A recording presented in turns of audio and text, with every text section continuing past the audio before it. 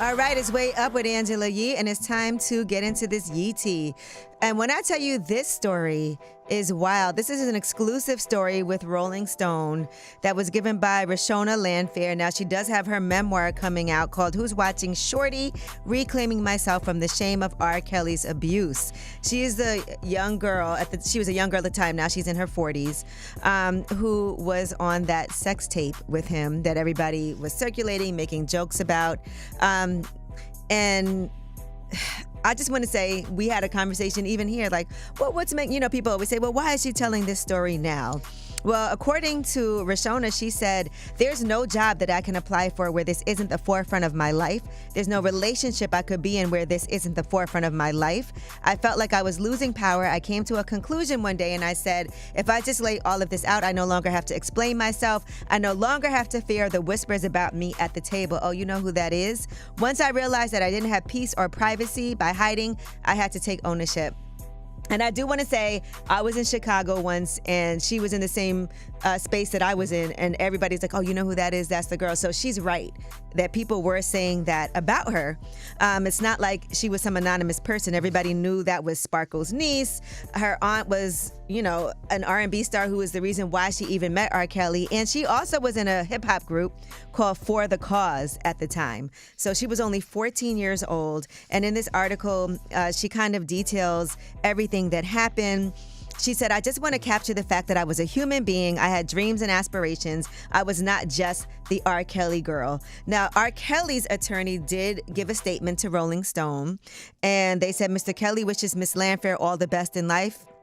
At a young age, Miss Landfair was unfairly forced into the public eye against her will by people that were intent on destroying the reputation of R. Kelly. She did not deserve that. Mr. Kelly has no negative comments to make about her. He hopes she finds success and peace. She goes on to write about how even though her parents tried their best, they stood no chance against R. Kelly.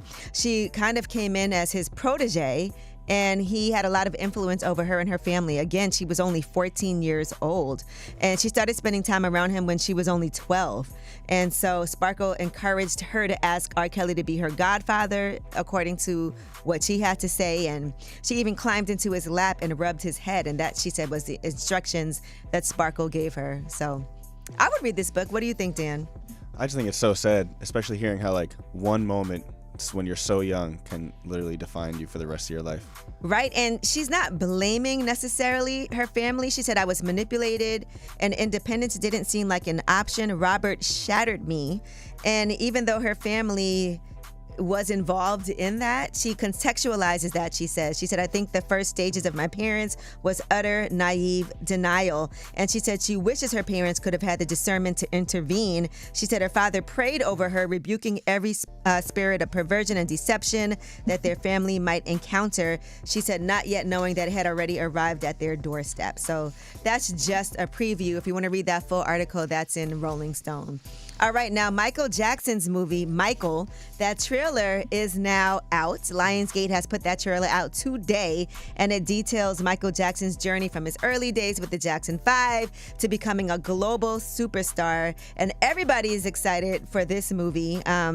So, Michael Jackson's nephew, Jafar Jackson, is going to be the person who's playing him in this. Here's the trailer.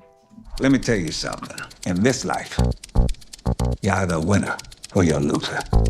Y'all want to work in a steel mill like me for the rest of your days? No, sir. Yeah, because I sure as hell don't. Y'all willing to fight for it? Yes, sir. I need to hear you a little louder. Y'all willing to fight for it? Yes, sir. Ready whenever you are, Michael. I'm excited for this. Let me tell you, Coleman Domingo is Joe Jackson. Katherine Jackson is played by Nia Long. Lorenz Tate is Barry Gordy. Kat Graham is Diana Ross. It's going to be so exciting to watch. All right, but that is your Yee tea. When we come back, under the radar, the stories that are not necessarily in the headlines, they're flying under the radar.